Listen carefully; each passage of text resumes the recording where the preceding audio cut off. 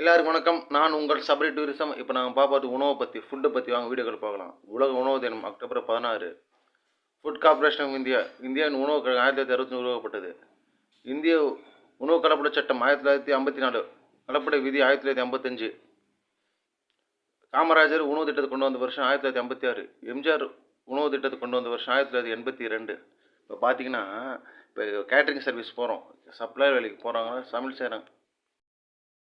நிறைய பேர் சாப்பாடு வேஸ்ட் பண்ணுவாங்க. இந்த இலையில ஒரு கால்வாசி சாப்பாடு, பாதி சாப்பாடு வேஸ்ட் பண்ணுவாங்க, முக்கால்வாசி வேஸ்ட் பண்ணுவாங்க. உணவத்தோட அவசியம் இந்தியர்களுக்கு தெரியல. உணவு எவ்வளோ முக்கியமானதுன்னு. ஞாயிற்றுக்கிழமை எல்லா வீட்டில் சிக்கன், மட்டன், பீஃப், போர்க், மீன் எல்லாம் வெரைட்டியாக செய்வாங்க. ஆனால் அந்த டைமில் கூட அவங்களால பக்கத்துட்டு சாம்பார் சாதம், தயிர் சாதம் சாப்பிடுவாங்க. நான்வெஜ் சாப்பிட்ற காசு இருக்காது, பொருளாதார பின்தங்கி இருப்பாங்க. உணவு ரொம்ப அவசியமானது. இப்போ பார்த்தீங்கன்னா, தயிர் சாதம், வெண்டைக்காய் பொரியல், புளி சாதம், மாங்காய் ஊறுகாய், அப்புறம் பார்த்திங்கன்னா தயிர் சாதம், எலுமிச்சம்பழம், மாவோடு அது மாதிரி சாப்பிட்றாங்க. வாரத்துக்கு 7 நாள் நான்வெஜ் சாப்பிட்றவங்க இருக்காங்க. உணவு அவ்வளோ முக்கியமானது. உணவு இல்லைனா உயிர் இல்லை, உயிர் இல்லைனா உலகு இல்லை.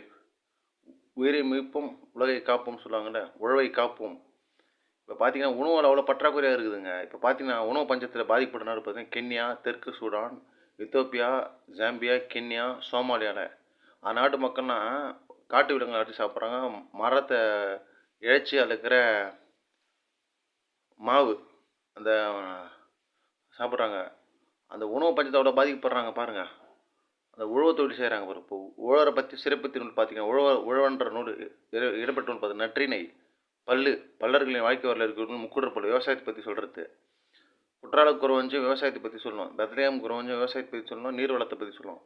இப்போ உணவு அவசியம் பாருங்கள். சாப்பிட்டா இறக்காதீங்க, ஒரு சோறு வேஸ்ட் பண்ணக்கூடாது. சோமாலியா நாட்டில் அந்த இஸ்ரேல், காசா, வெஸ்ட் பேங்க்கில் கீழே இறந்து சோறு சாப்பிட்றாங்க. அவ்வளோ உணவு பஞ்சத்தை கஷ்டப்படுறாங்க. உணவு ரொம்ப முக்கியம்.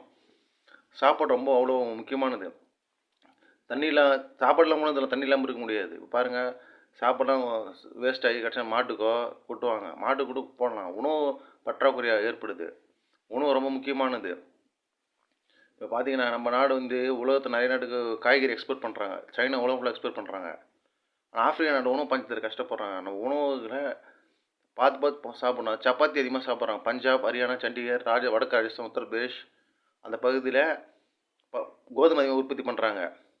ஆப்பிள் அந்த இமாச்சல், ஜம்மு அண்ட் காஷ்மீர், அசாம், நாகாலாந்து பண்ணுறாங்க. அதேமாதிரி விவசாயத்துக்கு முக்கியத்துவம் கொடுங்க. விவசாயத்துக்கு மதிங்க. விவசாயத்துக்கு ஆதரவு தெரிவிங்க. விவசாயத்துக்கு எத்தனை பேர் ஆதரவு தெரிவிக்கிறீங்க? யாராருக்கு விவசாயம் பிடிக்கும், விவசாயத்தை ஆதரவு தெரிவிக்கிறீங்களோ மறக்காமல் லைக் பண்ணுங்கள், ஷேர் பண்ணுங்கள், சப்ஸ்கிரைப் பண்ணுங்கள். நம்ம சேனல் சபரி டூரிசம் 1995.